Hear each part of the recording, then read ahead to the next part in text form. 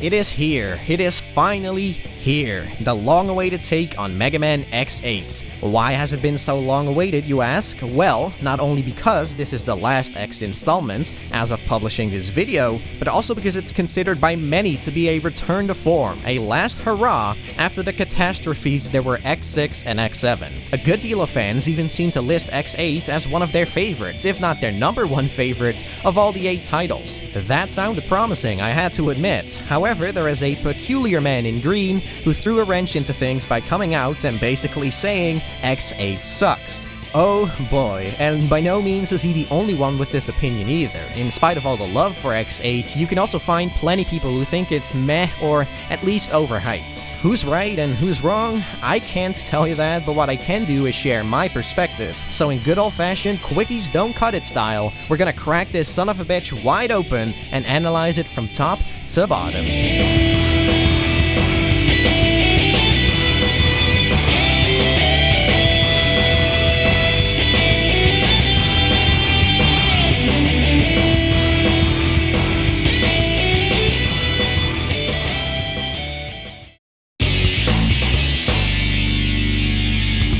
Remember how X7 tried to bring the series into 3D and it could suck a fart out of your butts? I'm sure you do. The level design and enemy placement did not account properly for the added dimension. The developers implemented a very generous lock-on mechanic that made shooting stuff a bore, and the camera was often restrictive and incompetent. Well, X8 tosses all that out the window and fully goes back to side-scrolling action with only left and right and up and down to worry about. It does so in a 2.5D style, so everything is 3D modeled and stages may bend you around corners, but all the gameplay elements are locked to the typical 2 axes. While a part of me would have liked for X8 to take the 3D aspect of X7 and improve upon it, and drastically I might add, I'm also totally fine with X8 going the safe route and sticking to what's proven to work. Sometimes you gotta know your limitations, and considering how many of X7's problems are no longer even a factor in X8, the decision to go entirely 2.5D in and of itself already makes X8 the better game. Admittedly, that's not much of a compliment, but X8 also corrects many other of X7's mistakes. One of these is the controls and movement. While the controls were responsive as always, the characters in and overall speed of X7, for some reason or another, felt noticeably heavy and slow compared to the rest of the series. X8 addresses this and perfectly recreates that ultra-tight control and fast, satisfying movement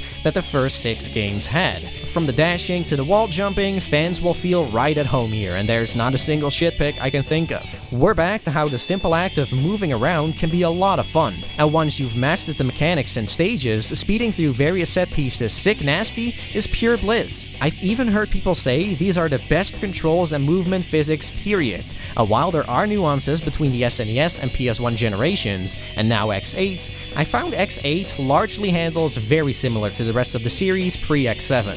In other words, it plays very well. I think Zero in particular benefits from this. His combat was about as sluggish in X7 as the movement in general, which took much of the excitement out of his playstyle and made him a bit of a handicapped twit compared to Axel and X in many cases. Seeing Zero back to his free-flowing and effective self in X8 as he was in X4, 5, and 6, yeah, that's sweet. I actually want to play as him again, and he's more usable on bosses since his improved speed and mobility over X7 makes it more manageable to get out of the way and avoid attacks. Due to the similarities with X4, 5, and 6 though, there isn't much else I can say about Zero in X8. He can double jump like usual, and his techniques, unlike Axel and X's secondary weapons, are seamlessly integrated into the controls with intuitive button combinations. The new techniques are cool, especially that mid-air rotation spin, that one's sick, but they're also kinda been there, done that, and more of a stylish factor than anything else. Axel, on the other hand, where in X7 he played just like X, only with a couple different abilities, in X8 he has been altered quite a bit.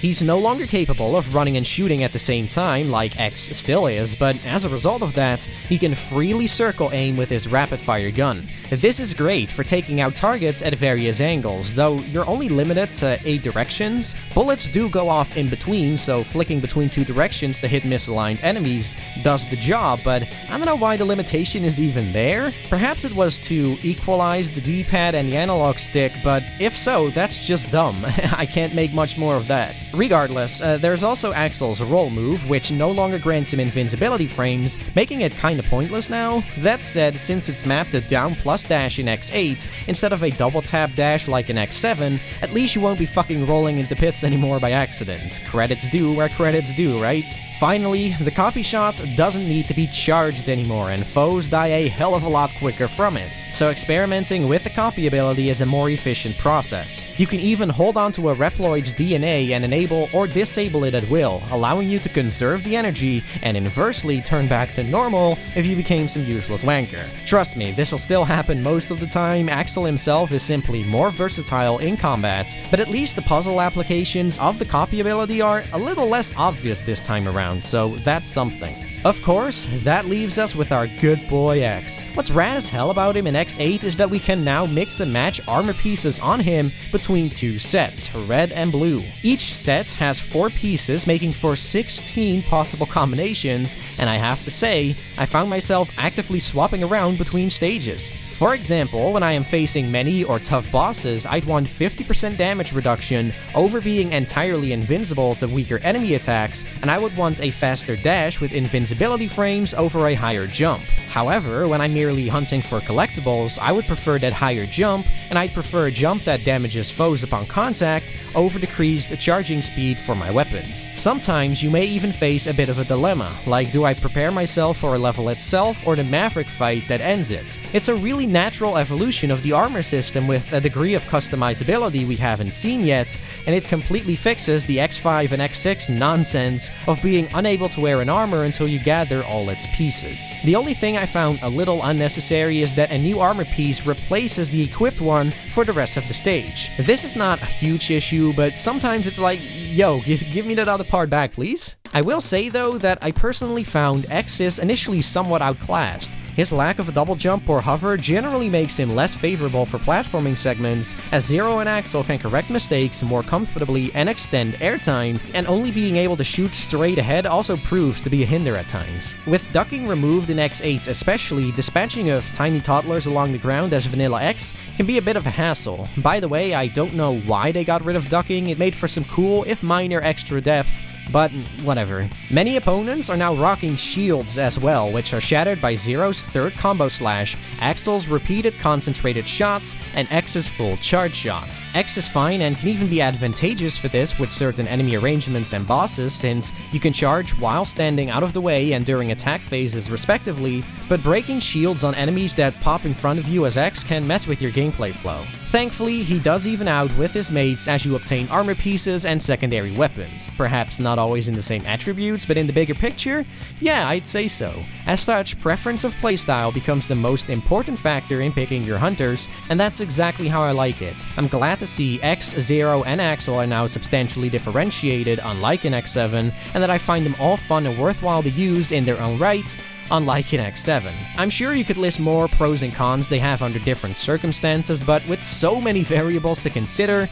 I find that sort of thing hard to properly analyze. Too many variables is also part of the reason I've always had trouble finding meaningful stuff to say in all these reviews about the special weapons you gain from the Mavericks. Unexpectedly, X8 is no different. Like, the Drift Diamond is an ability I use to freeze strong enemies, occasionally I use the Green Spinner to kill larger threats swiftly, but beyond that, I got nothing, much less so to go in depth about it. What doesn't help is that the X series has expanded ever so much with new mechanics and features, and granted you more mobility and moves from the very beginning than classic Mega Man ever did. What was once a big deal in Mega Man 1 and 2 due to their simple and limited number of mechanics is something that's grown largely irrelevant as far down the line as X8. At this point, why should I go out of my way to experiment with a truckload of Maverick abilities when I have to shift through them and possibly take potshots in doing so? Why should I feel the need to use Axel's secondary guns when his primary one is powerful enough and the only one that can break enemy shields anyway?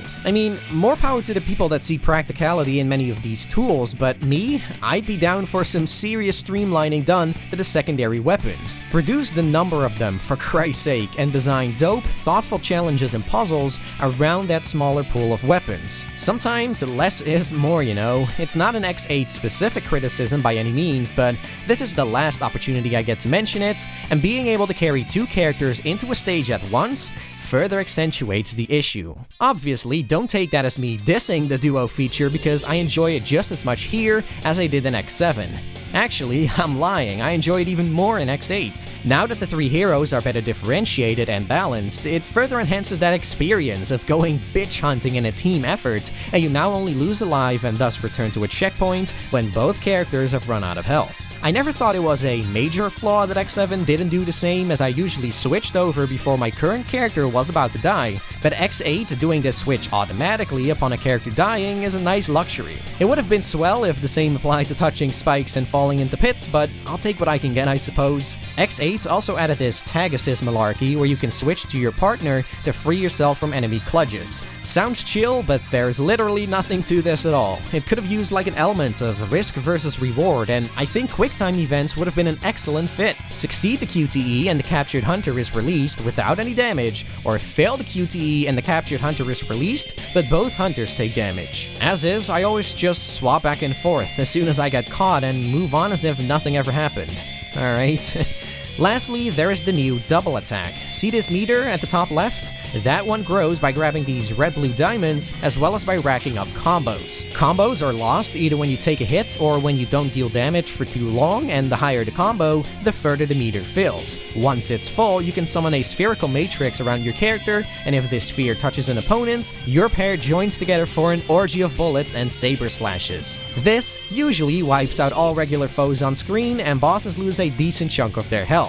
Naturally, this is the type of move you mostly reserve for the bosses. It's a neat and flashy gimmick for sure, it's sick to finally see a team move of sorts, though I wish there was more of a punishment for failing the activation. If you miss time or misplace the sphere, you can try again indefinitely as the energy bar refills over and over in next to no time. Now, I'm not saying the entire bar should drain instantly, no, but I think 25% of it or so would be sufficient to have a little more consequence to messing up.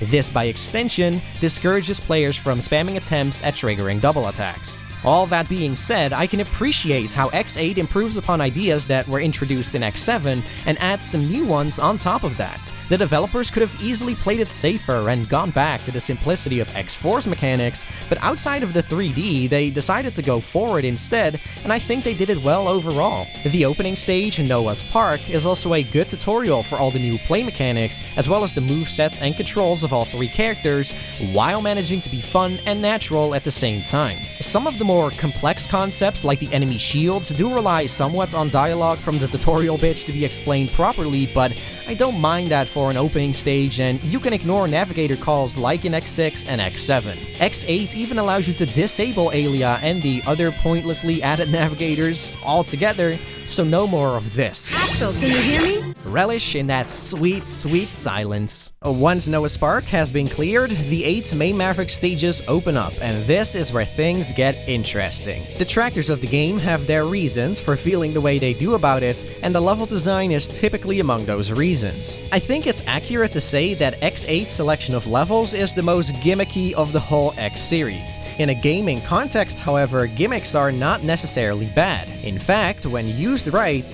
they can enhance the game's variety and help in setting stages apart from one another. Think of having to avoid security lights and traps in Central Computer in X2, and clearing an obstacle course against the timer to achieve the highest rank in cyberspace in X4. It's important, of course, that these gimmicks are fun and engaging and mesh well with the flow of the gameplay and are generally well executed. This is where X8 doesn't quite hit the mark for me. I should start by talking about my favorite stages and why I like them the most: Booster Forest and Pitch Black. These are pretty standard Mega Man X affairs in many ways: side-scrolling running and gunning, making your way around various hazards, and set pieces that allow you to show off your platforming and wall-jumping prowess. What differentiates them then? Well, the gimmick of Booster Forest is that you can carry a ride armor all the way from the start of the level to the end. In order to do that though, you'll need to place it on conveyor belts and pick it up again before it falls off the stage, bring it to higher ground with raising platforms, and not lose it to pits or combat along the way. By no no means is the right armor necessary, you can finish the level totally fine without it, but the further you bring it along, the more items and secrets you can reach and find, and you can brutally murder enemies. As for Pitch Black, the enemy facility you're infiltrating is covered in darkness by a good bit. This means you need to be cautious of where you're going, keep enemies that act as light sources around to be able to see, and at one point sneak around security lights to avoid encounters with guards. There's even a possibility of passing through the security lights without causing trouble, as well as turning on the lights for the entire facility, making the second half fully lit and thus easier. I have no idea why Jay hates Pitch Black, alright, let's not play fools, cause he needs to get good. But in my opinion, it and Booster Forest are quality stages. Both deliver on the Mega Man X gameplay flow you'd expect, while creating their own identity through their unique, competent gimmicks. Unfortunately, the remainder of the 6 Maverick stages, I think they fall short to various degrees. Most of us can probably agree that the worst of the bunch has to be Dynasty, where you're chasing Gigabolt Manowar, the hell kind of name is that?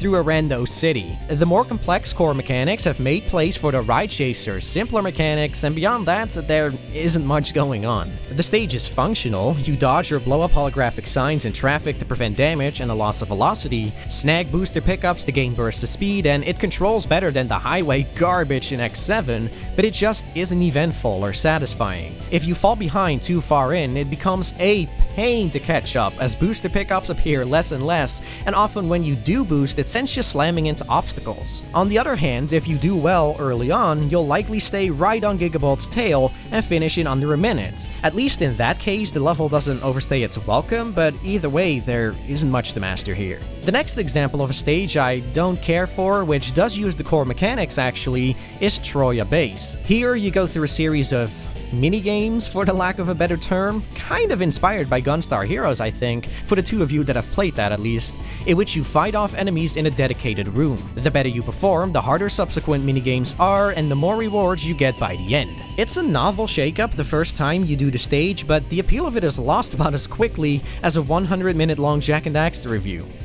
Oh wait. The first minigame takes a minute, no matter what, no way to end it any earlier, while most others can be over in 10 seconds, if that, almost as if they might as well not exist. Seriously, what's this one all about? A few seconds of holding fire and redonzo? I guess the stage can be considered more engaging if you aim for perfect ranks across the board every time, but it says something about your minigames and how entertaining or satisfying they are when I found some of these extremely short bursts of platforming and wall jumping in between more fun to revisit. And that's really the crux of the issue of much of X8's level design. It's not that I found it bad or broken, far from it, I just didn't find it very replayable. When it isn't really gimmicky like Dynasty or Troya Base, I noticed there's more auto-scrolling than usual. Inferno springs to mind first, with the majority of it made up of sections where the camera is panning down, and you have to stay in between the top and bottom of the screen by using the platforms. The first time, I enjoyed myself with this level, since I wasn't familiar with the patterns and enemy placement, and so the speed of the scrolling was a threat. Naturally, on every subsequent playthrough, it turns into more and more of a snorefest, because my experience diminished the challenge, yet I can't control the pace accordingly. The result is that I'm waiting for the game to catch up with me instead of the other way around. This is one of the main reasons people often don't fancy autoscrollers too much. Don't get me wrong, I did still die in Inferno every now and again on later playthroughs, but the stage contains about 4 minutes worth of this stuff. It's simply not compelling for so long. The climb at the end in particular is so repetitive and devoid of stimulating activity that it's a mind-numbing waste of time. Granted, Inferno may be the most egregious example, but it's not the only one. In Meadow Valley, you're chased by a berserk mechanoid across a deserted metal quarry field. You can't outrun it, but you'll be waiting for the mechanoid to catch up once you reach the level's dead end. Then, after clunking its head 3 times with a crane, you're going through the stage backwards, where all you can do is follow the poor guy as it stomps through the level.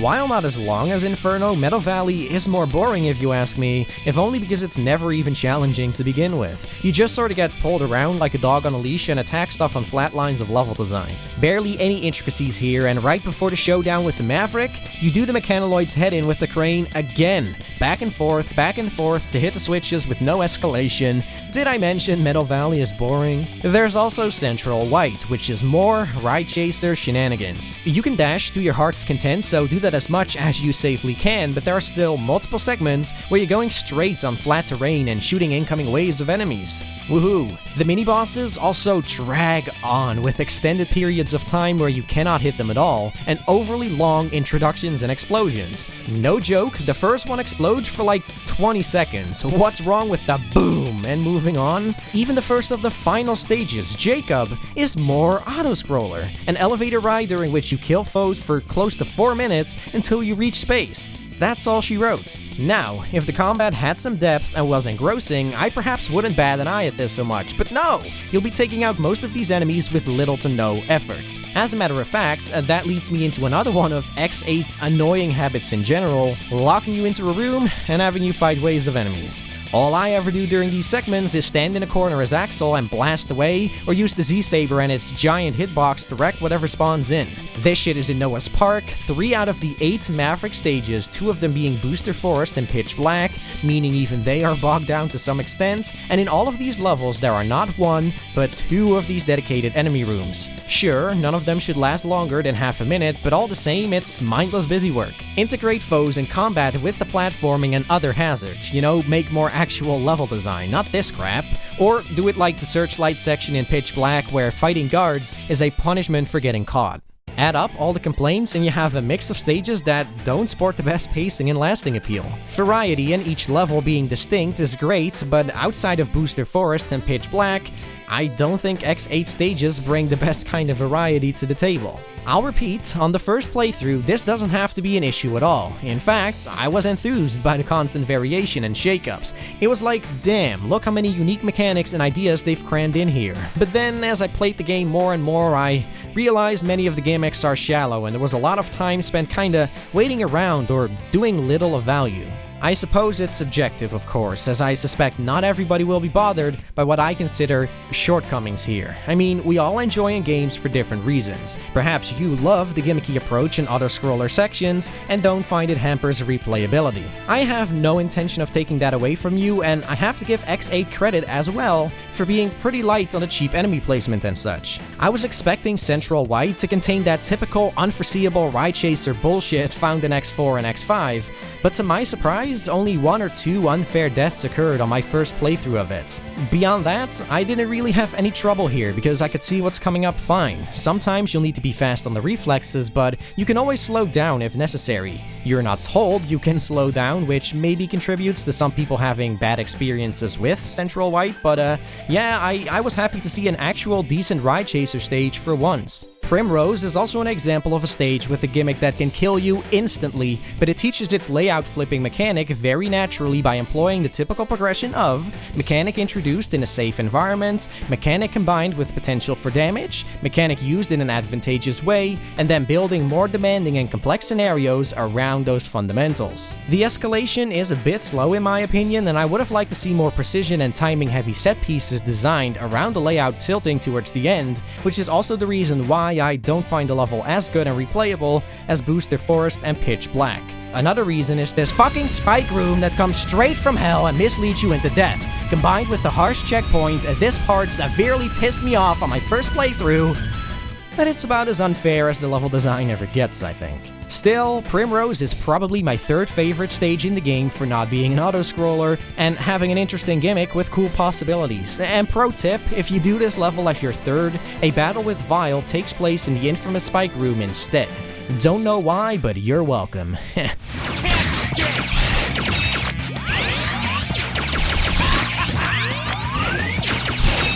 Unfortunately, while the level design may be fine if flawed, there's an aspect of X8 that can make said flaws stand out tremendously. I'm not referring to Retry Chips, though those certainly don't help. No, it's 100% completion. Fuck me sideways with 3 mega dildos. I hate 100% completion in X8. Let's start with the little things, shall we? Zero and Axel cannot acquire X's armor pieces, a shit-tacular design choice carried over from X7. This is pure padding and also also means that a team of Zero and Axel is a no-go if you're out for armor pieces. The fact there are 8 of them in X8 only adds insult to injury. Secondly, 4 of the rare metals are conjured into existence using a charged-up crystal wall from X. As far as I know, the game doesn't tell you can do that, and even if you know to do it, break a leg finding all the digging spots, dude. Like, without assistance, how was I to know there's an item in front of this power generator? The ones in Primrose and Booster Forest are at least in suspicious locations, to be fair, but on the whole, do you really fancy wankering around like a dumbass digging places for stuff? Some clues or hot and cold pointers would have been much appreciated. This isn't even mentioning the backtracking potential it creates. You'll need both the correct boss weapon and one of 2 capable armor pieces to charge said weapon, and the chances of a newcomer missing either before playing stages containing underground rare metals are very high. Sadly, armor capsules only opening for X and underground rare metals are merely the tip of the iceberg, because you will be doing a lot of backtracking without a guide, believe you me. I actually don't even know where to begin with this, so let's just examine a few examples. The worst one has got to be at the very end of Central White. You need Zero's double jump to climb this ledge, then you need Optic Sunflower's weapon to melt these ice cubes. Fire doesn't even work, so shoutouts to Artificial Solutions. Then you need X for the armor capsule, and you'll probably need Axel to cross this gap to a rare metal. You can reach it with Vanilla Zero and very precise timing, or spamming character swaps if you're a dirty, skanky little cheater, but it's plausible somebody would resort to Axel's hover instead. Of course, you probably won't run into all 4 possible roadblocks, but frankly, redoing the entire stage once is tedious enough, let alone 4 times. Booster Forest is no slouch either, with 3 out of 4 items requiring the ride armor in some capacity. Seems harmless, except when you lose the ride armor or die anywhere, you have to redo the entire level because there are no ride armors at checkpoints. The last of these items can choke on my balls, especially because it took me 3 attempts to figure out how to pass this series of spikes. That's 3 Booster Forest revisits in full in trying to obtain the last item alone. There's also Axel's copy ability and how it's mandatory for an item in 3 stages. This is a double-edged sword because I do like that the copy ability is used for some clever puzzle solving, not the obvious rubbish as seen in X7, but anytime Axel isn't in your team, that's even more backtracking to add to the list. Normally, I'd suggest all items should be obtainable with at least 2 of the characters to tackle this problem, but since the copy ability is so limited in use already, I can, under this special circumstance, see why that wasn't done. Now, those are examples of retreading of ground you can avoid by planning your stage orders and characters. However, X8 also has some of it you literally cannot escape. Inferno, for instance, has 3 items that each require a different character. If only Zero and Axel could obtain armor pieces, we wouldn't be having a problem. Metal Valley has an underground item even though the boss of this stage is the one to grant you the crystal wall. Why not place that underground item in another level? Heck, even the opening stage has 3 items only reachable on a second visit. It's for arbitrary reasons too, like this door that wasn't open initially but now is. The point of this, understand I do not. The stupidest case of the bunch though is Troya Base, which has 1 rare medal for perfecting all missions in 1 flawless run. This is a giant pain in the gonads by the way, but I'll spare you the details, and another rare medal for perfecting 1 specific mission only. Problem is, both rewards spawn in the exact same location, so do the flawless run, and it overlaps that mission-specific rare medal, forcing you to replay the entire level to get the latter. Are you kidding me? They couldn't program the 2 items on top of each other? You're toying with my patience, game. Perhaps I'm beating a dead horse, but the chore that is 100% completion, particularly the first time, is legit. No other X title has made me reach out for the internet nearly as frequently as X8, and the amount of possible backtracking involved is insane. You see now why the shallow level gimmicks, auto-scrollers, and combat rooms got on my nerves? Honestly, the ability to warp between checkpoints once the stage has been beaten would have been sweet as far back as X1, but it was damn near essential for X8, and it's still not here. Imagine how wonderful it would be if you could just teleport to the desired area when you needed to bring Axel's copy shot somewhere. Imagine how wonderful it would be if you didn't have to redo all of Central White every single time you couldn't get an item. I'm sure somebody would think of an argument against fast travel, but as far as I'm concerned, it could never weigh up. It could never weigh up against the advantages. It's a bummer, cause the substance of a fun 100% quest is there, and you can finally see how many remaining items a stage holds again since X3. But we're not quite done actually, because I'd argue 100% completion doesn't even stop with amassing items in stages. Save files technically say it does, but there's also the R&D lab. Those rare metals I've been mentioning, outside of X's armor capsules, they are the only collectibles in X8 stages, and basically what they do is put up actual upgrades and items for purchase in the lab. Some of these upgrades and items can even be bought off the bat. All combined, the shop goodies range from expanding character health and weapon energy bars, to expanding Zero's Z-Saber combo, and from health and weapon energy tanks to one-use items like a shield that prevents you from dying on spikes instantly. This is all done to introduce a new concept to the X series, currency, which are medals in this game. Medals can be earned throughout stages by checking out nannies and crooks and simply defeating opponents, and the higher your combo in those lame-ass combat rooms specifically, the more medals you're rewarded with. For them two elements mentioned above alone, I think the shop system is a welcome addition. It also gives options in how you buff up your team at any time, which is a nice bit of player freedom. Don't expect to buy everything though, because you won't stash nearly enough medals by normally going through the levels. This can be seen as a positive considering it imposes limitations on the player, but it can also be seen as a negative if you go out of your way to amass rare medals only to discover afterwards that the stuff they unlock is simply too expensive. You can farm normal medals if you want, a process most efficiently done through these intermission stages of which I have no idea how they actually become available, but this is ludicrously boring busy work that I do not have the patience for. At least the option is there, I guess, for those with the will and the time to kill, so it's kind of like an RPG in that sense, where grinding equates to better stats. The R&D lab is also where you buy your retry chips, and not maxing these before heading out is asking for trouble. So, the retry chips, what are they exactly? Well, X8 decided to make lives something you must buy instead of something you can find in the stages, and something you can only bring a total of 5 of at once. We're back to the rules of running out of lives potentially right before the end of a level, and then having to restart it from square one. To be honest, I can see a certain appeal in having to do an entire level with a limited pool of lives, and if that's the type of skill and endurance testing the developers wanted to derive challenge from, I don't think that's inherently wrong. The reason it sucks harder than Ryan last night in many 80s and early 90s games specifically is because their design was often unfair to begin with, so the further you're sent back as a result of cheap bullshit, the more frustrated and cheated a player will feel. X8 is thankfully pretty fair in that regard, as I've said before. However, it does still have its moments. Some boss attacks can happen too fast for a new player to read in time, and on the whole, the game has a bigger fetish for pits and spikes than EXO does for GameCube HDMI modded, flicker filter disabled, 4K integer scaled, Enter the Dragonfly footage. Why is dithering a meme? I really don't understand it. Now, outside of this, the majority of pits and spikes are placed fairly, so dying from them is usually the player's fault, unless you count the sides of spikes killing you.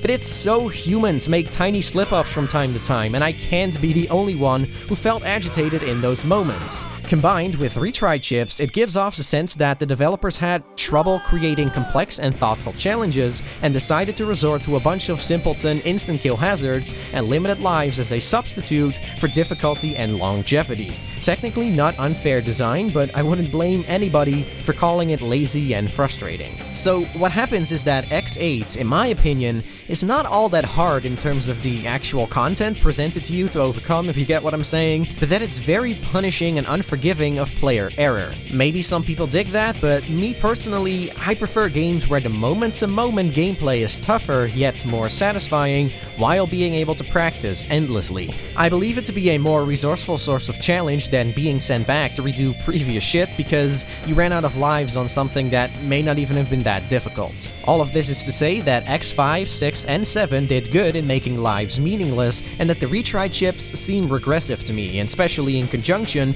with the by now well-dissected level design flaws. You can play on easy mode, which has infinite retry chips, but the game in general is easier, everything in the shop is unlocked, so there are no rare medals to collect at all, and the credits suddenly kick in before the 2 final bosses. I despise when a game flips you off like that. If you can't even finish it on easy mode, who would bother picking it? It's a trap, man, so play on normal mode. You may not appreciate the retry chips, but I don't find X8's overall design problematic enough that the experience is ruined by them. Again, Jay is a bit of a crybaby and should bow to his master RZ. There is one exception that irrefutably crosses the line though, Sigma Palace. This last stage has a vile mini-boss, many screens wallpapered with spikes, and 3 bosses in a row before you win.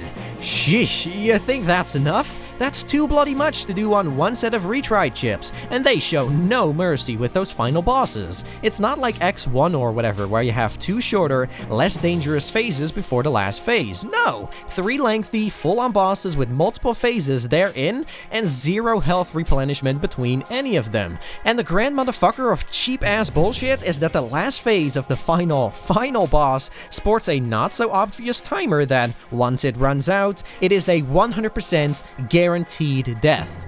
Oh my god. The timer isn't that strict, but why is it there at all? Just to try everything the devs could to skim you of retry chips at the last possible moment? Screw you, that's garbage. There should have been a split between the level itself and the 3 final bosses. Seriously. It's left a sour taste in my mouth about Sigma Palace, which is regrettable because the final bosses themselves are some of the better ones in the series. The Sigma encounter is brutal, with a wide range of hard-hitting and quick attacks, really requiring great reflexes and anticipation. It's very fast-paced with little downtime, and all the telegraphs are there to be learned, which is how I like my bosses. Fair and satisfying. The first battle against Lumine is also quite cool. It's slower than the Sigma one, with Lumine often dancing around invincible and not doing too much between assaults, but the premise is that he cycles through attacks from the 8 Mavericks. And this makes for a diversified fight that comes together to see if you still recognize the various telegraphs and know how to act upon them. The last battle against Lumine is my least favorite, however. I'll be forever salty about the timer baloney, and beyond that, it isn't particularly remarkable. We're not talking about a complete pushover, but the attacks aren't all that threatening. I kinda like how you have to remember the positioning of these vertical spears for when they rise back up from the ground, but the rest of it is pretty predictable. Sigma's honestly the hardest and most fun boss of the 3, if you ask me. The good news is, the Maverick fights are solid overall in X8. The bosses have this quality to them, where every attack is telegraphed, meaning that avoiding damage should always be possible, but on your first time you're not likely going to notice or react upon all these tells. Some of them are quite subtle, while others are followed up by the attack very shortly. This is the good type of trial and error, so not cheap hogwash as X6 is plagued with, although as mentioned before, this can still lead to some frustration due to the retry chips. That's not a flaw of the bosses though, because where's the challenge in a fight, or stage for that matter, if you can master everything the first time? There's nothing wrong with catching newcomers off guard so long as the tell and a reasonable chance to avoid a negative outcome was always there. What I also enjoyed about the bosses in X8 is that all of them have 3 phases they go through. The first is calm and simple, the second ramps things up a bit, and the last is where the fellas go ham with the dangerous attack. Bamboo Pandemonium, for example, starts out only shooting a rocket and summoning these poles from the ground, and then he adds the tossing of bombs into the mix, and finally he'll gain the ability to perform this forward supercharge that does hella damage. I don't think I need to make much of an argument for why this is cool. Having a fight escalate multiple times progressively ramps up the intensity, and it prevents the whole affair from becoming repetitious. Not every overdrive phase is as exciting as the others. Earthlock Trilobite summons these crystal walls for a while, which are really easy to maneuver through, but I appreciate the attempt at spicing up the boss encounters this far into the series. And taken together, I had a fun time with the Mavericks here. Yes, even Earthlock Trilobite, which in spite of his lackluster overdrive, is decently challenging with these projectiles bouncing around the room, demanding you to adjust your positioning as you try to sneak in hits. My favorites, however, were probably Dark Mantis for how unpredictable he can be and therefore requiring on-point reflexes and anticipation, and Burned Rooster because his kick ricochets him back and forth between objects and walls, which becomes trickier to dodge as the arena becomes more cramped for space. That's all fine and dandy, but there's one design choice that may put people off, and that's how the bosses become temporarily invincible at set health percentages. It could be seen as bogging down the pace of the battle, and I think this state of deflection could have used some clearer visual communication to prevent any and all confusion for newcomers. I'll accept that for what it is though, for the benefit the boss deflection provides. It forces players to deal with and take the various attacks of bosses seriously. And this handled itself naturally in most of the X titles, considering you're a one-man army. After all, you've only got one health bar, and so brute forcing posed a significant risk of dying. With the advent of X7, you've got two characters and thus two health bars against one opponent, so balancing measures were in order. The game did this by simply giving bosses a boatload of health, which works, but as a result, fights usually took forever, which made dying and starting over especially soul-crushing. X8's bosses, by contrast, really don't have that much health, but because there are intervals where you cannot inflict damage, you have no other choice than to learn their attacks and patterns to some extent. This approach, while maybe not the most elegant, I admit, is at least superior, since it reduces the length of the Maverick encounters. They are shorter in X8 than in X7, while simultaneously tackling the problem of X6, where you could often hack or shoot away blindly without consequence, and you didn't even have two characters there. Oh, but don't say that. Don't say that though, because X6, it wasn't unbalanced or unfinished, it was supposed to be hard. My dick's supposed to be hard. Now anyway, despite the improvements, the balancing in X8 is not perfect, not even close. When a character takes damage, you see these red bars, which steadily regenerate to green if you switch over to the other teammate, or steadily disappear as long as you don't switch. This is not a poor mechanic at all, incorporating some small, strategic, on-the-fly decision-making, but the reality is there are so many resources available already to restore health. You can fully upgrade each character's life bar to max through the R&D lab, no dividing health containers between the hunters here, and assuming you found all the corresponding rare medals, we're back to being able to carry 4 sub-tanks. Why? You can even refill these sub-tanks for pocket change in the shop, and pickups within stages still refill them as well. I don't think I need to spell out what this means for the boss encounters, and it's even worse if you use their weaknesses on them. X8's boss rush in particular is an absolute joke for these reasons. Truthfully, they should have gotten rid of sub-tanks altogether and perhaps even reduce your possible max health. We already have 2 characters, sufficient as is, and it would make that health regen swap mechanic thing truly meaningful instead of extremely redundant. Self-imposed challenges is really the only way you're gonna get the most out of these bosses, and even the hard difficulty doesn't do enough to solve this. It limits max health and throws bosses into overdrive sooner, but all sub-tanks are still present. Hard also reduces the number of retry chips you can carry to 3, so that just makes the stages with their pits and spikes more nerve-wracking to play. Another opportunity for the game to rebalance itself was the New Game Plus mode. Think of the Ratchet & Clank titles and their challenge modes, how the difficulty is increased to account for all your amassed upgrades and weaponry. Unfortunately, X8's New Game Plus is not adjusted, it's entirely the same shit as before, only with all your upgrades and items transferred over. You can unlock the 3 navigators as playable characters, which is admittedly a cool bit of bonus content they didn't have to include, but they're incredibly expensive, so I couldn't be arsed. Honestly, you're better off printing out this image of Aelia, Palette, and Leia in bikinis if you're craving navigator action. This is official art in the X Legacy collection, by the way. Not sure I find that awesome or concerning.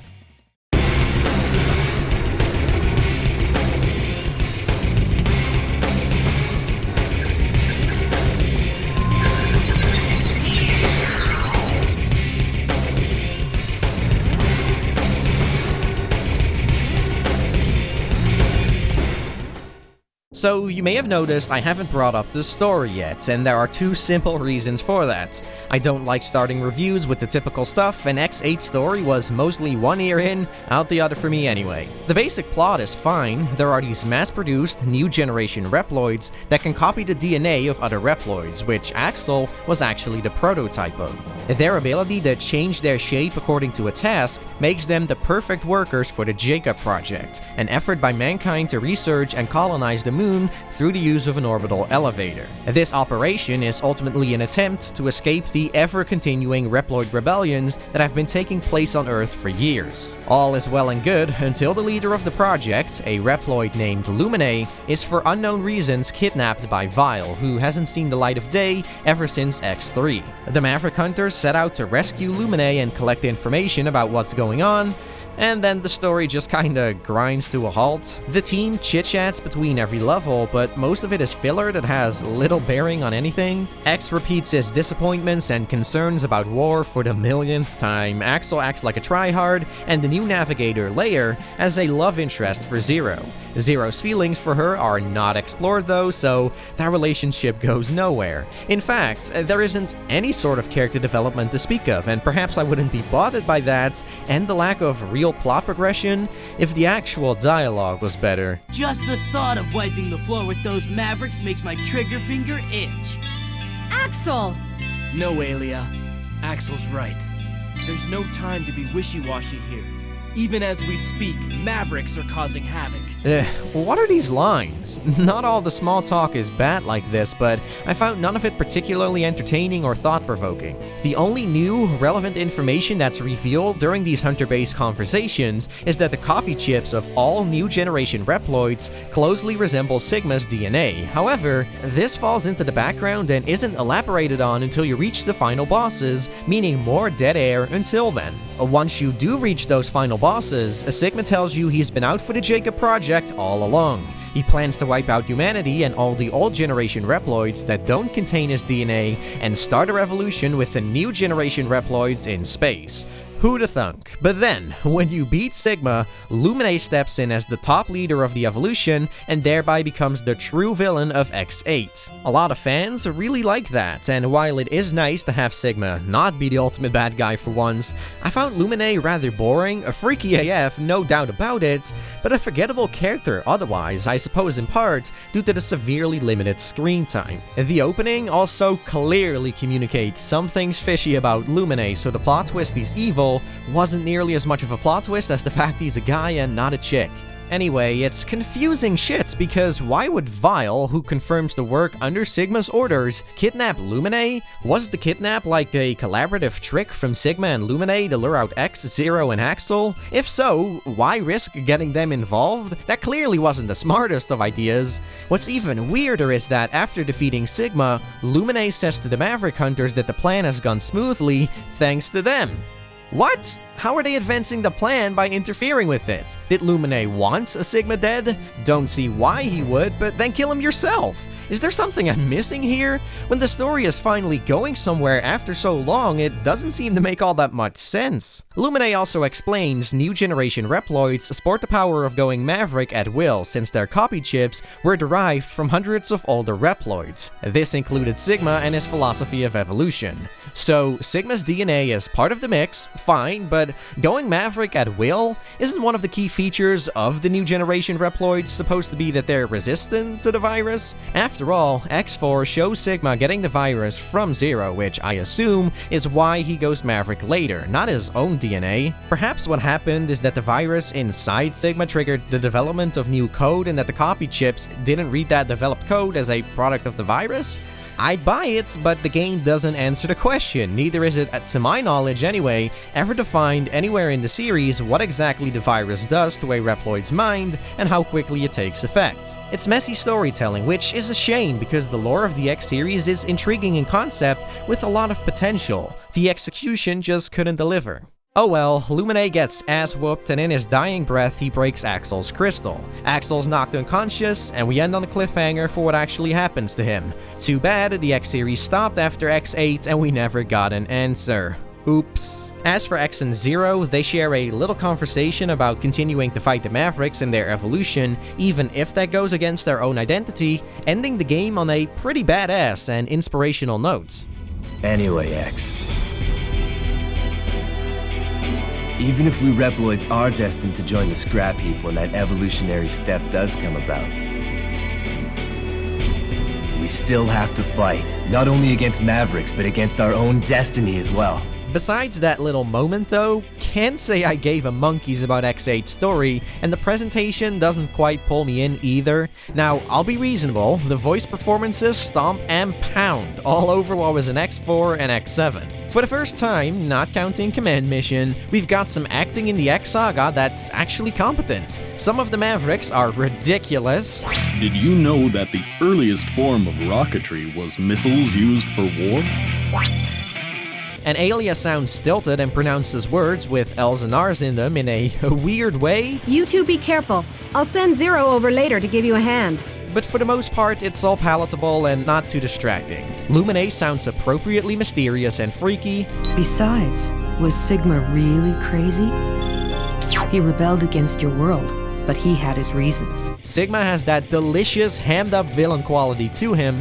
Wallow in despair and hopelessness! The plan to destroy the world you so love is finally coming to fruition!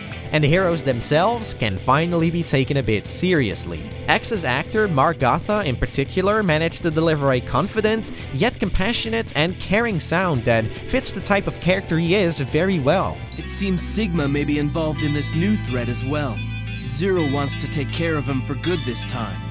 So do I. Lucas Gilbertson also does a good voice for Zero, although I find his delivery is kind of off. That's why I've got to find him and turn him into a pile of molten scrap. Be my navigator. Help me find that maverick before he fulfills his plan. It's as if he's losing his mind at the end of many of his lines. Lastly, we have Jeffrey Watson for Axel, and I definitely like him better than the whiny brat voice we got in X7. It's a bit too arrogant and forced sometimes, the dialogue also being a part of that. You show up late and have the nerve to complain? I can more than handle a few Mavericks all by myself anyway. But it's fine otherwise. Overall, the acting isn't special or anything, but I wouldn't mind seeing most of this cast return and improve for a potential X9 in the future with better direction. Won't happen, I'm aware. Shh. The in-engine cutscenes are also not totally laughable, how about that? You see the developers experimenting more with cinematic camera angles and movements, and all of the Mavericks enter the scene in their own unique fashions instead of just being there already. Characters are animated more believably with more detail, and their mouths actually open when they talk. It doesn't classify as lip sync though, and choreography remains limited, with the peeps standing in place as they banter back and forth. We may have gone a step up from X7, but compared to something like Sonic Heroes, which isn't even impressive presentation-wise for its year of release, X8 is still clearly a couple ticks below that. Makes me wonder what the budget for the game was, when you take into account as well that all the hunter-based conversations are presented in Game Boy Advance style with a handful of 2D images of different expressions for each character. The 2D assets aren't even scaled well. Text, menus, character portraits, UI, it's all soft and uneven, some of the worst I've seen in a 6th generation title. The X Legacy Collection version of X8 does polish this over somewhat, but the results, while even, are a bit jagged, so not ideal. As for the graphics themselves, I don't think they've aged well, and even for the time, they left a lot to be desired. What first stuck out are the character models. They're also tall and thin, and the faces look malformed and derpy. It's not as jarring during most gameplay itself, but when viewed from a short distance, they are not a pretty sight. Dive a little deeper, and only more shortcomings come to light, like circles for character shadows. I mean, come on, this isn't the PS1, guys. For a late 2004 6th generation title, the absence of shadow mapping or something in that ballpark is pretty bad. Crash Bandicoot The Wrath of Cortex did it in 2001 and has more stable performance to boot. Sometimes X8 doesn't even draw a shadow underneath vehicles or characters at all when it should, like in Central White here, or in the middle of this elevator in Booster Forest. It looks unfinished almost, and then you move to the sides and your circle shadow magically poofs back in? Like, what? Particles can be noticeably pixelated even from a moderate distance, and I'm sorry, but as soon as the game starts in Noah's Park, you see this ugly-ass 2D foliage in the foreground and these ugly-ass 2D trees and leaves in the background. That's not a promising first impression, and the environments in general just don't do it for me. Many of the levels look drab and uninspired, like Metal Valley, Pitch Black, parts of Inferno, smeared with dull grays and browns and lacking in memorable aesthetic design. It's even worse when in one of these levels you have blatant pop-in that the alchemist from Spyro 2 would be able to see. Seriously, we're not pushing a ton of polygons here on this linear restricted path, and there's still staggering slowdown. I'll admit, a couple of the stages have good eye candy like Troya Base, sporting nice art direction as well as decent particles, various moving parts and lights, and this neato effect when walking along the ground. It's not so generic or boring, it's a bit lively and vibrant, and along with Primrose, I'd say they're the two most appealing areas in the game. On the whole though, while I've certainly seen worse and can take it for what it is, X8's visuals are plain underwhelming. And no, as far as I could tell, the X Legacy Collection port does not enhance most of this. It removes all the slowdown and bumps up the resolution to native 1080p, obviously, but the rest of the graphics shebang goes untouched. It's the version I recommend regardless, though the original is also a perfectly fine option if you must. It has 480p support, so with the aid of component cables, it can look pretty presentable on modern TVs. The 480p mode is also botched, however. The gameplay itself is flawless, yet the pre-rendered cutscenes are off-center with cutoff as a result, so pick your poison between that or everything in 480i. It really baffles me such a glaring problem was never fixed. Another reason the XLC version is superior is the near non-existent load times, but if I'm honest, the loading isn't that obtrusive in the PS2 original anyway. For one, it's only once per level, boss rush included, so that's already a massive improvement over X7, and stuff is actually being loaded during the Maverick intros now, which isn't obvious, but a good optimization trick regardless. Man, X7, a game so awful I'm still shocked a year after ripping it to shreds. I guess that leaves us with the music, but what do I say? I mean, I liked it, but broadly speaking, it had a tad too much electric guitar for my taste, and that butt rock sound to it that reminds me of Sonic Adventure 2.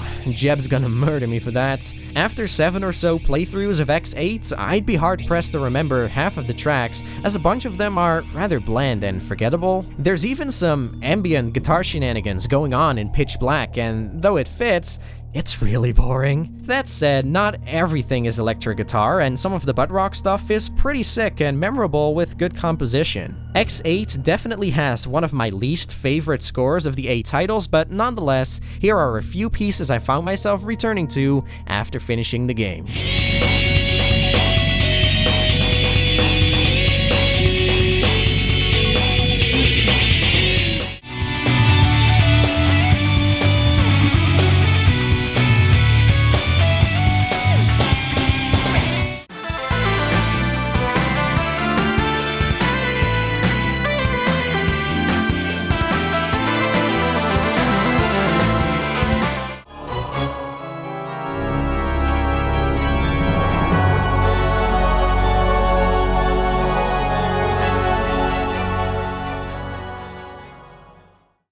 Mega Man X8 is a fine experience, and I enjoyed it for what it was. From the great controls and core mechanics to the balanced characters, and from some of the nice stages to the solid boss fights, I can see myself picking the game up again from time to time in the future. I think it's got quite a bit of heart, with many cool unlockables and references and such, and I'd be down to see a potential X9 build and improve from here. On the flip side, X8 definitely is not the return to greatness I was hoping for, with a lot of questionably executed level design, annoying retry chips, terrible 100% completion, and a mediocre story and presentation. The total package still bears the marks of second stringers. Like X5, I see a great game in here, but for me it simply lacks the consistency and timeless addictive quality that the X series' best titles have. There is certainly more wiggle room for X8 to be loved by players than X6 and X7, but I'm left wondering if that is one of the main reasons it's loved to begin with. Alright, there we have it, the X8 review. Thank you for watching, and I hope that the video lived up to all the hype. Special shoutouts to all the lovely folks scrolling by on screen, and if you like my endeavors on this channel and want to support them, consider backing my ass on Patreon. It'd be much appreciated. Have a fantastic day, and take care.